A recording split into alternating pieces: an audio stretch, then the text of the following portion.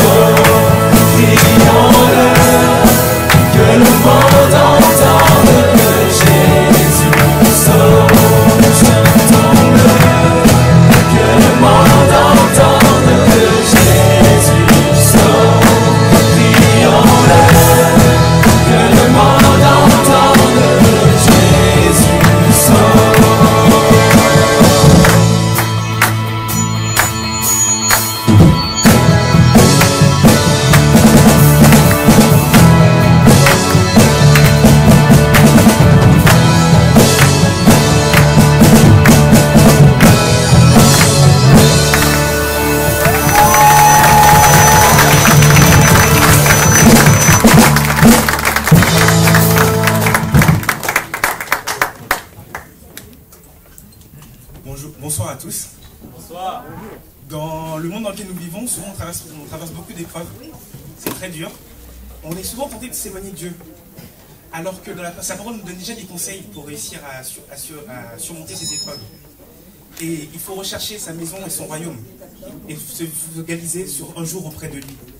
Et c'est grâce à ça que nous pourrons enfin traverser ces épreuves et réussir à trouver sa face.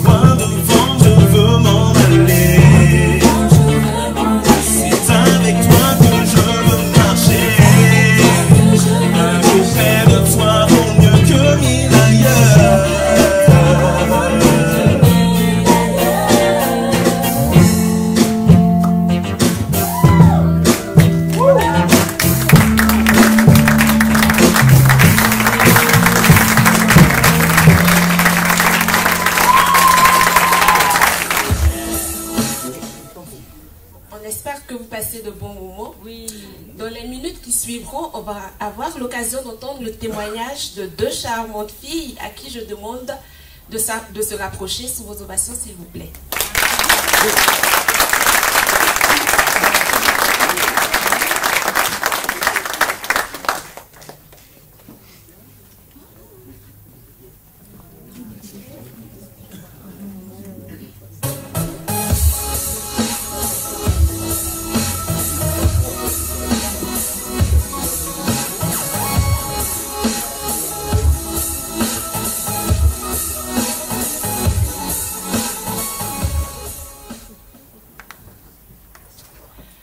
Avant de commencer le témoignage, on va déjà prendre le temps de connaître les personnes qui vont avoir l'occasion de nous donner les témoignages.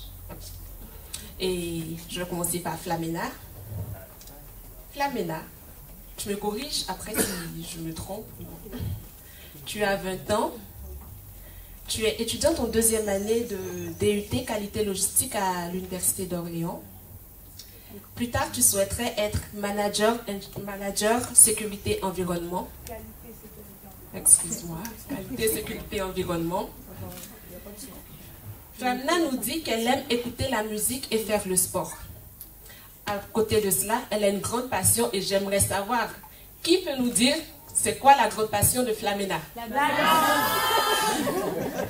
Vous ne vous êtes pas trompé, c'est bel et bien la danse, Flamena.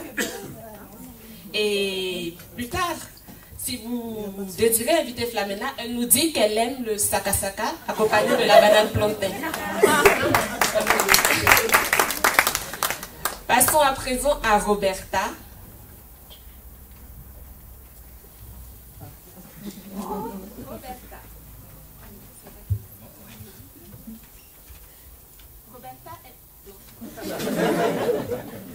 Roberta est adolescente. Elle a 17 ans. Elle est en classe de seconde, gestion administrative. Plus tard, Roberta aimerait être comptable. Elle nous dit que son rêve, c'est de voyager plus tard partout dans le monde. C'est bien ça? Maintenant que nous connaissons un peu plus les filles qui vont témoigner, rentrons à présent dans le vif du sujet. La première question que nous aimerions tous savoir, on aimerait savoir qu'est-ce qui vous a poussé ou vous a conforté dans votre choix de marche avec Jésus? Quelles sont les personnes ou les situations de vos vies respectives qui vous ont conforté dans ce choix?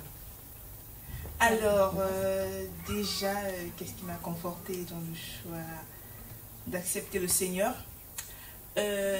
D'abord, depuis toute petite, en fait, je souffrais d'un manque d'amour. Et du coup, j'ai grandi comme ça et je n'aimais personne, même pas ma famille, ni mes frères et sœurs, personne du tout. Et j'ai cultivé la haine en moi pendant très longtemps.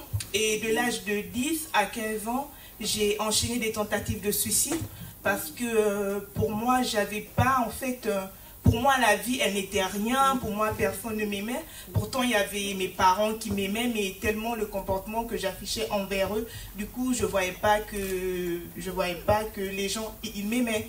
Et comme l'être humain est capable du meilleur comme du pire, en cultivant de la haine envers ma famille, précisément le plus envers ma sœur aînée, un jour, je me souviens, j'avais 15 ans, j'ai eu l'idée d'empoisonner ma sœur aînée. Parce que pour moi, je sais pas, je la haïssais tellement en temps, elle ne m'avait rien fait. Et donc voilà, c'était ça, j'ai grandi comme ça, avec de la haine. Je n'aimais personne, je ne riais jamais, j'étais toujours en colère, toujours. Et du coup, est-ce qu'il y a des personnes qui, au cours de cette période ou plus tard, ont pu t'aider à connaître le Seigneur, à changer d'avis envers ta famille? Oui, la première fois que j'ai entendu parler de Jésus, c'était avec ma tante qui est chrétienne. Elle m'avait dit, Jésus, il est mort pour mes péchés, il est allé sur la croix, mais moi je ne comprenais rien à tout ce blabla. Donc, elle m'avait appris à prier, et du coup j'aimais bien ça, je trouvais ça bien de prier. Et lorsque j'avais 16 ans, il y a une dame que je ne connaissais pas qui m'a parlé de Jésus. Et là, j'avoue que j'ai quand même été touchée, c'était la deuxième fois, j'ai été touchée. Et du coup, j'ai commencé à fréquenter une église. Et voilà, j'ai commencé à côtoyer des chrétiens, des personnes que je trouvais quand même qu'elles avaient quelque chose que moi je n'avais pas lorsque j'étais avec elles et lorsque je parlais avec elles, même juste l'expression de leur visage, je trouvais qu'il y avait quelque chose de différent. Roberta. Alors, moi, je suis née dans une famille religieuse. Depuis tout petit, j'allais à l'église avec mon père. Et un jour, ma tante m'a demandé de l'accompagner dans une autre église.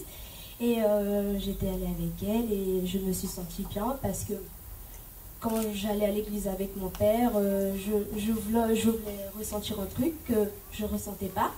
Et quand j'étais allée avec ma tante, je l'ai vite ressenti et j'ai décidé de donner ma vie au Seigneur et j'ai commencé à prier, à lire la Bible. Voilà. Et on va dire, mais concrètement, Flamina ou Roberta, est-ce qu'il n'y a pas eu quelque chose qui vous a donné le déclic? Je ne sais pas, un truc qui s'est passé dans vos familles, dans vos vies, qui vous a dit, ça y est, c'est bon, je vais faire confiance à Jésus, je vais lui donner ma vie, je ne vais plus changer de maître, on va dire, Roberta. Oui. Avec Dieu, déjà, il y a des hauts, il y a des bas aussi. Par exemple, je prends l'exemple de ma mère. Étant donné que je ne vivais pas dans le même pays que ma mère, je vivais avec mon père. Et un jour, on m'appelle pour me dire que voilà, ma mère est tombée gravement malade et que sa santé, elle était pas bien et il n'y avait pas trop de remède pour sa maladie. Et je savais qu'avec moi, j'avais quelqu'un en qui je pourrais avoir confiance, qui jamais va jamais me laisser. Et j'ai commencé à prier, à remettre tout dans les mains du Seigneur. Et je priais. Et un jour, j'attendais pas et on me rappelle pour me dire que voilà, ma mère était guérie. Et à ce moment, les gens de ma famille n'attendaient vraiment pas à ça. Parce que pour les gens de ma famille, ils disaient que voilà, c'était fini pour elle. Mais moi, je me suis dit non, que c'était pas fini pour elle. Et quand on m'a dit que voilà, ma mère elle était guérie, j'étais heureuse et voilà. En gros, pour Roberta, c'est la guérison de sa mère qui l'a confortée dans son choix de vie avec Christ. Et toi, Flamina? Alors moi déjà, qu'il faut dire, quand j'ai commencé à fréquenter l'église, en fait, quelques temps après, le Seigneur, il m'a vraiment touchée et je me suis dit, pourquoi pas accepter le Seigneur. Mais en gros, moi, j'ai accepté le Seigneur, c'était un peu comme le mettre à l'essai. Et donc du coup, après quelques mois que j'ai accepté le Seigneur, en fait, il y avait des choses qui avaient changé en moi. Je regardais ma famille, mon entourage d'une autre manière. Et j'avais la capacité de parler de Dieu. Du coup, j'ai parlé de Dieu à ma sœur aînée. Et ma sœur aînée a commencé à venir à l'église avec moi. J'ai parlé de Dieu à ma mère. Ma mère, elle a renoué avec le Seigneur. Et quelques temps après, quand j'ai vu ça, je me suis dit, Seigneur, tu as vraiment réussi ta période d'essai. Et je décide de suivre.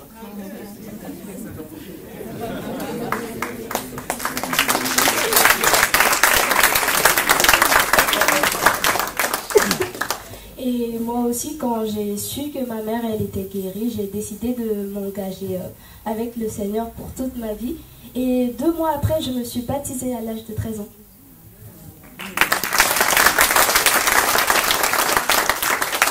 Et du coup, les filles, c'est-à-dire, après ces moments où vous avez fait l'expérience avec Dieu, comment s'est déroulée votre marche? Est-ce qu'elle était facile depuis que vous avez accepté Jésus? Toutes les portes s'ouvrent à vous? Comment ça se passe depuis lors? Alors déjà, quand on a Jésus dans sa vie, on a en fait un appui. Et c'est ça le plus important, d'avoir sa confiance en Dieu. C'est vrai que tout ne se déroule pas toujours, je veux ça, ça vient. Non, il faut aussi savoir accepter la volonté de Dieu. Et pour moi, concrètement, je dirais que ma manière d'aborder les situations dans la vie est devenue autre depuis que je suis avec le Seigneur. C'est un peu ça. Roberta? Oui. Je dirais que oui, c'est pas du tout facile, mais voilà, faut la confiance et faut être patiente aussi. Et du coup, aujourd'hui, si quelqu'un vous disait, moi aussi je veux accepter le Seigneur Jésus, mais je ne sais pas comment faire, qu'est-ce que vous pourriez dire à cette personne? Roberta. Alors, moi, pour commencer, je dirais la confiance. Et moi, je dirais de mettre Dieu à l'effet. Mais il réussit tout. D'accord. Pour les filles, notre interview tire à sa fin. Est-ce que vous auriez un mot de fin pour le public, pour les jeunes, pour les adolescents, selon ce que vous voulez? Alors, déjà, je dirais aux jeunes qu'être avec le Seigneur, c'est bien. Il est toujours là pour nous et ça nous permet aussi de nous distinguer et d'apprendre à nous accepter. Et merci à tout le groupe de jeunes et merci aux personnes qui sont là pour nous. Roberta? Alors, moi, je dirais un petit mot pour les ados. Je les incite à venir au groupe d'ados déjà. Et je remercie aussi nos leaders qui sont toujours là pour nous. Et voilà, merci.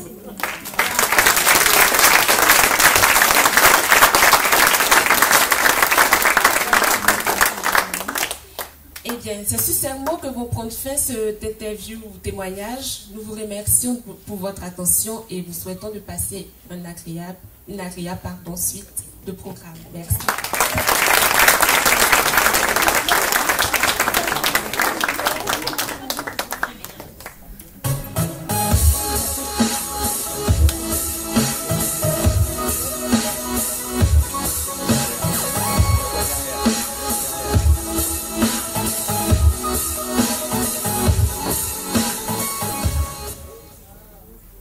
Nicodème était un homme sage et intelligent.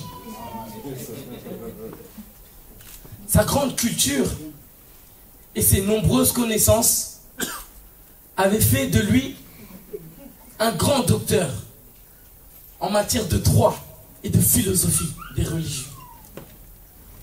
Lorsqu'il enseignait, ce maître savait capter facilement l'attention de son auditoire.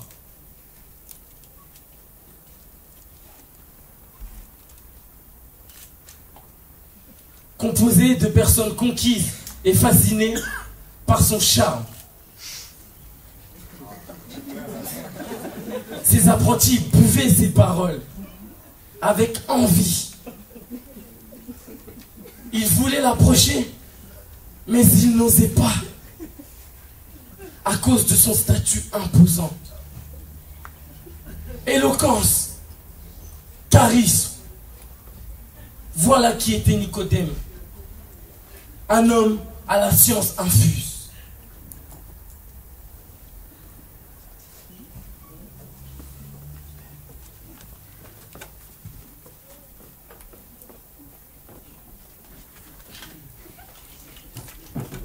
Néanmoins, des grands enseignants, il y en avait partout dans tout le pays. Parmi eux, un homme sortait du lot. Les enfants chantaient son nom. Jésus le Messie, fils de Dieu. Jésus le Messie, fils de Dieu. Les foules l'approchaient en nombre. Jésus leur répandait la grâce.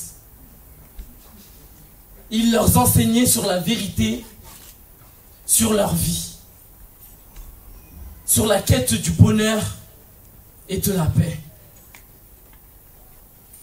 Les rejetés de la société allaient vers lui.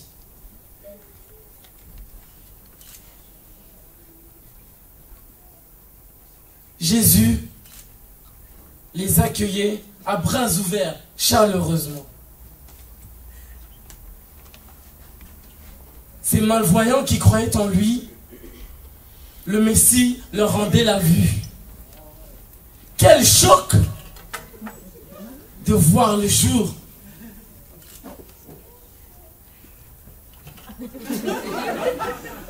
De sentir la chaleur de la lumière. Ces paralytiques qui rampaient jusqu'à ses pieds, en espérant bénéficier eux aussi de la grâce. se relevaient et marchaient victorieusement sur leurs deux jambes. Que d'émotions, Jésus ne laissait personne indifférent. Stupéfaction, admiration, reconnaissance, jalousie, incrédulité. Les témoins des miracles de Jésus s'en allaient raconter partout ce qu'ils avaient vu, ce qu'ils avaient entendu et ce qu'ils avaient vécu.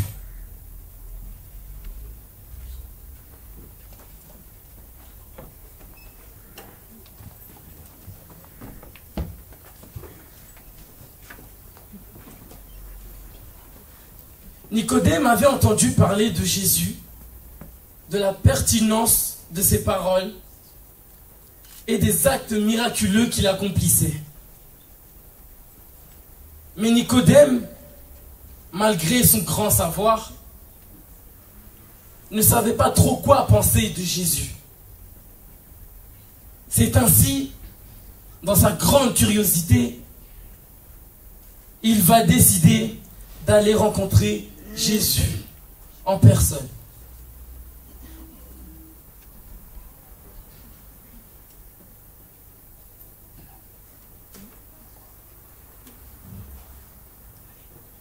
Mais attention, surtout pas le jour, car il faut bien préserver sa réputation.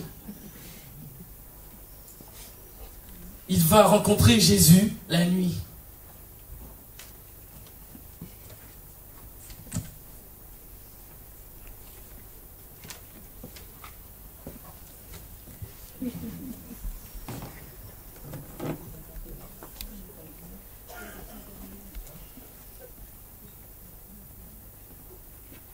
Nicodème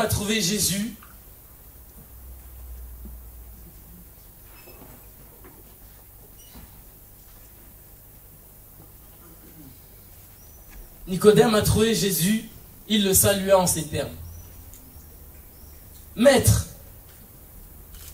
nous savons que Dieu t'a envoyé pour nous enseigner, car personne ne saurait accomplir les signes miraculeux que tu fais si Dieu n'était avec lui. Jésus répond, vraiment, je te l'assure, personne ne peut voir le royaume de Dieu s'il ne naît pas de nouveau. Nicodème ne comprend pas. Comment un homme peut-il naître en étant vieux? S'exclama Nicodème. Il ne peut pas retourner dans le ventre de sa mère pour naître une deuxième fois. Jésus répond, je te le dis, c'est la vérité. Personne ne peut entrer dans le royaume de Dieu s'il ne naît pas d'eau et d'esprit. Ceux qui sont nés d'un père et d'une mère appartiennent à la famille des humains. Et ceux qui sont nés de l'Esprit Saint appartiennent à l'Esprit Saint. Ne sois pas étonné parce que je te dis, vous devez naître de nouveau. Le vent souffle où il veut et tu entends le bruit qu'il fait. Mais tu ne sais pas d'où il vient, ni où il va.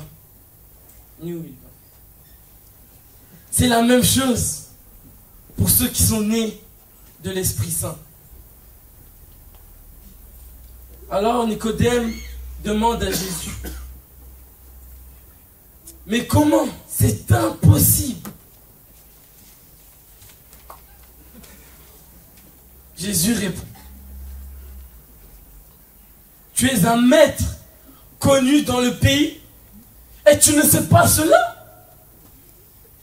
je te le dis, Dieu a tant aimé le monde qu'il a donné son Fils unique. Ainsi, tous ceux qui croient en lui ne se perdront pas loin de Dieu. Son Fils dans le monde pour condamner le monde. Mais il l'a envoyé pour qu'il sauve le monde. Celui qui croit est sauvé. Celui qui ne croit pas est condamné. Et voici comment on est condamné. La lumière est venue dans le monde, mais les gens ont préféré les ténèbres parce qu'ils font peur quand on découvre leurs mauvaises actions.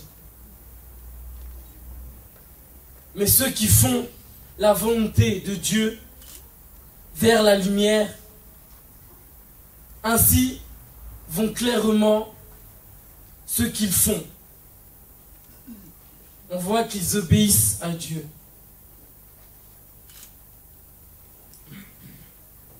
Nicodème fut troublé. Il prenait conscience qu'il était dans l'erreur depuis tout ce temps. Alors à genoux, il implorait le pardon de Dieu. Un sentiment paisible se répandait doucement dans son cœur. À partir de cette nuit-là, Nicodème ne fut plus le même, car il avait compris que malgré son grand savoir et tous ses privilèges, sans Jésus, sa vie n'avait aucun sens. Jésus, le Messie, Fils de Dieu. Fin.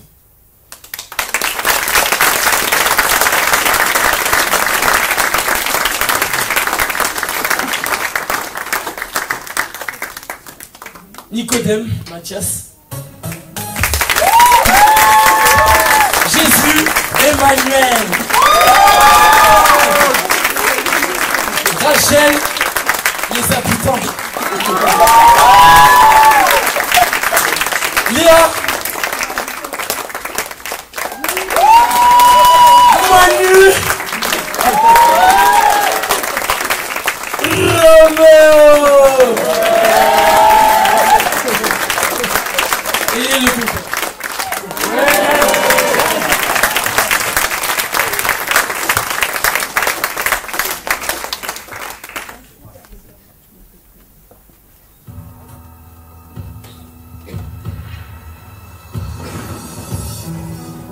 Samantha de Samarie était une femme qui voulait profiter de sa vie à fond. Sauf qu'en réalité, c'est la vie qui profitait d'elle. Dans la vie, c'est plus particulièrement les hommes qui profitaient d'elle.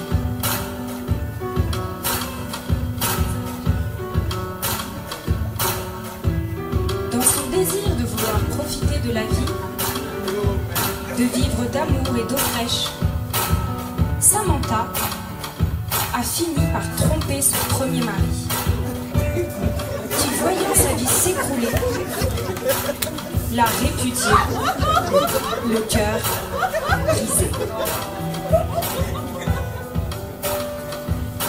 Son deuxième mariage s'est soldé par un divorce à cause des violences répétées d'un mari brutal et intolérant. Son troisième mari, un homme de 30 ans plus âgé qu'elle,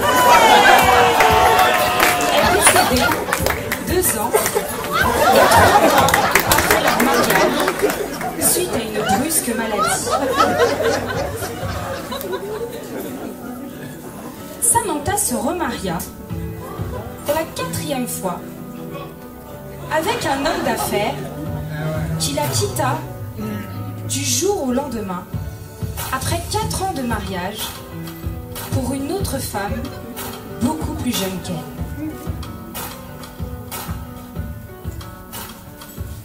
Son 5e mariage, qui avait pourtant bien commencé, s'était transformé peu à peu en une catastrophe lorsque son mari perdit son emploi.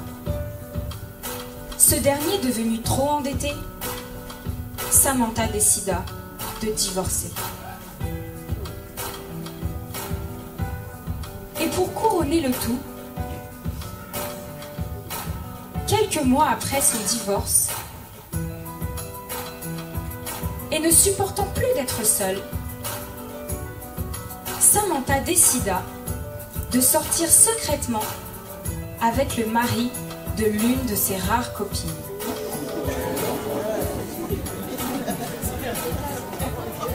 Ses nombreux échecs de mariage avaient fait de Samantha la risée de tout le quartier et une femme peu fréquentable.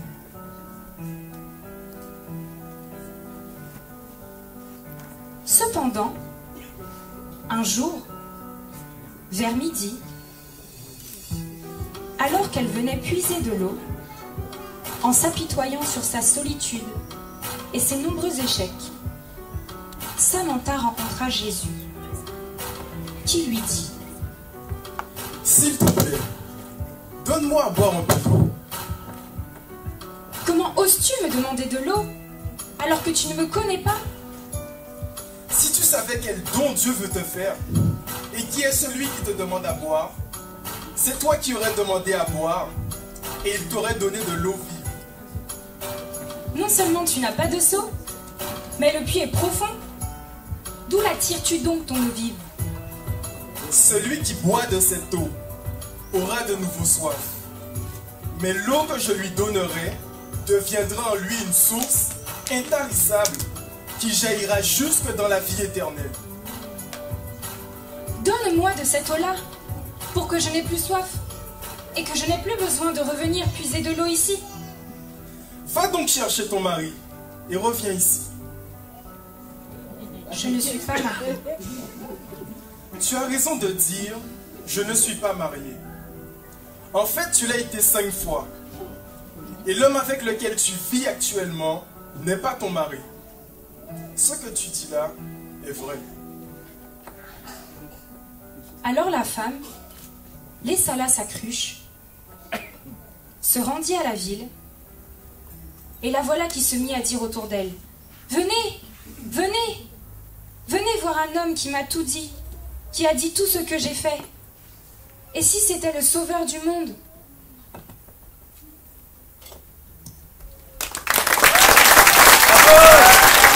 Les habitants de la Samarie, vous avez Océane, Katia et aussi Stacy. Et moi-même, le vieux mari. Voilà, merci à vous.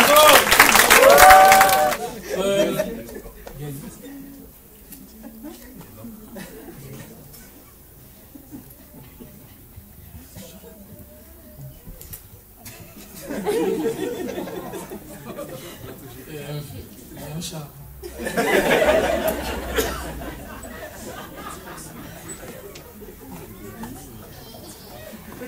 Ouais.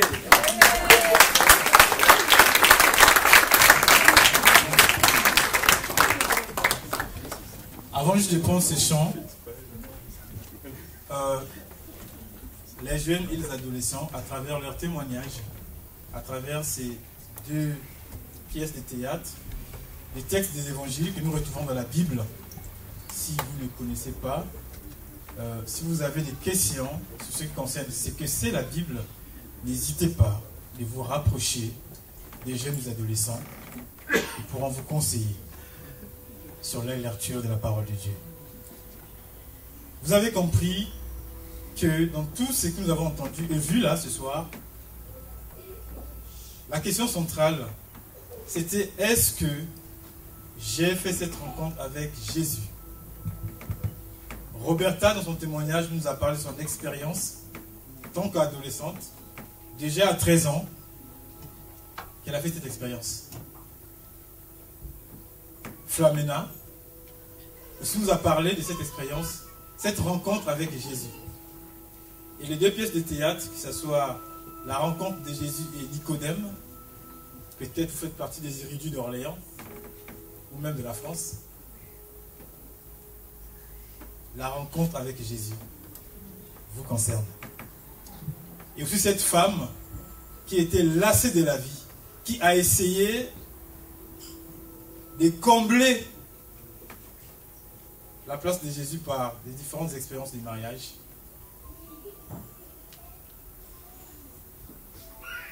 La question que nous devons nous poser ce soir, c'est où est-ce que nous en sommes là aujourd'hui? Nous avons bien rigolé, merci aux jeunes et aux ados, mais est-ce que c'est une question qui est réglée? Et si vous avez fait cette rencontre, où est-ce que vous en êtes? Au nom de tout le groupe de jeunes et le groupe d'ados, nous vous souhaitons vraiment une bonne suite dans votre vie avec Jésus. Pendant que les jeunes vont interpréter ces derniers chants, pour terminer cette soirée, on souhaiterait que vous les preniez comme une prière et que chacun dans son cœur puisse vraiment faire ce point en réfléchissant, en se disant « et pourquoi pas moi ?» Plutôt, qu'est-ce qui m'empêche d'aller plus loin avec le Seigneur Jésus?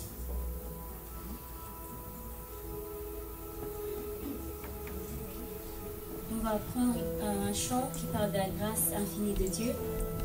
Et j'aimerais qu'on puisse prendre cette chanson comme une prière.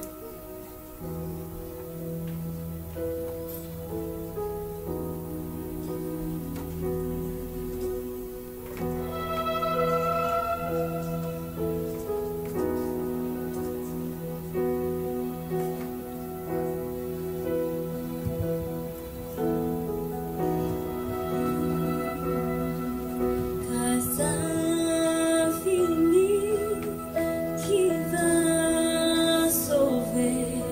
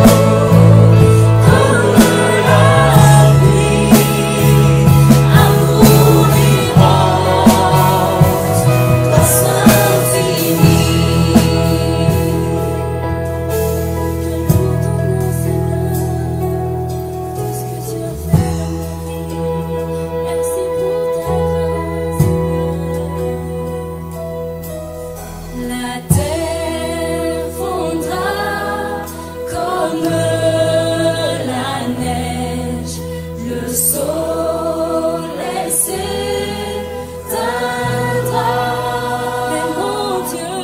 Mais mon Dieu qui m'a appelé sera toujours avec moi, sera toujours avec moi, sera toujours avec moi, sera toujours avec nous, sera toujours avec moi.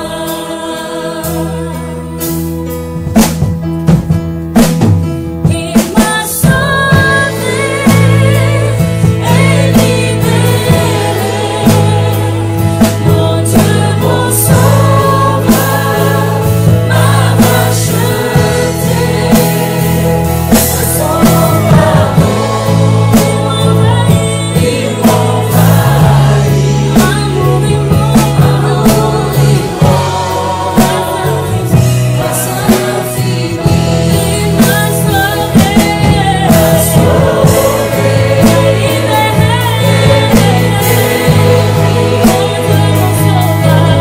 mon sauveur m'a racheté. Sa grâce court, comme la pluie, amour immense, grâce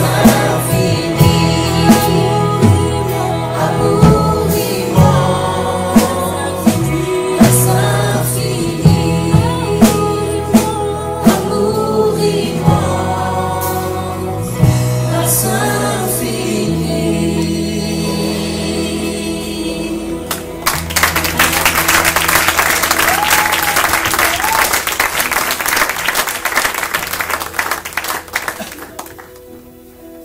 Sur ce chant, on vous propose à cet instant maintenant de prendre un temps pour prier.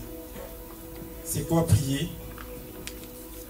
C'est prendre position devant Dieu, ses créateurs, devant Jésus, ce Sauveur. Lui dire, me voici devant toi. Et peut-être lui répondre suite à ce qu'il vient de te dire à travers les pièces de théâtre et à travers ces chants. Amour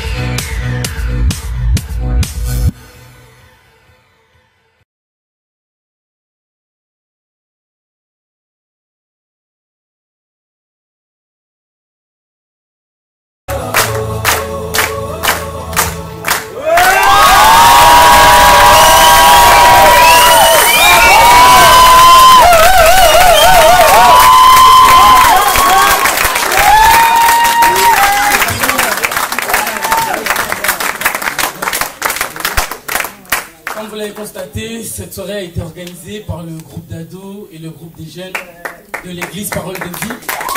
Maintenant, je vais laisser ma place. Voilà.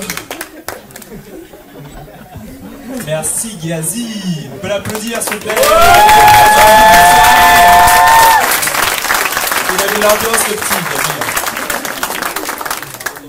En tout cas, nous vous remercions d'être venus. Je ne sais pas si vous avez remarqué, les jeunes et les ados ont tout donné pour vous ce soir, mais surtout pour Dieu. Et il n'y a que ça de bon, il n'y a que ça de vrai. Merci encore aux jeunes et aux ados qui se sont investis pour cette soirée.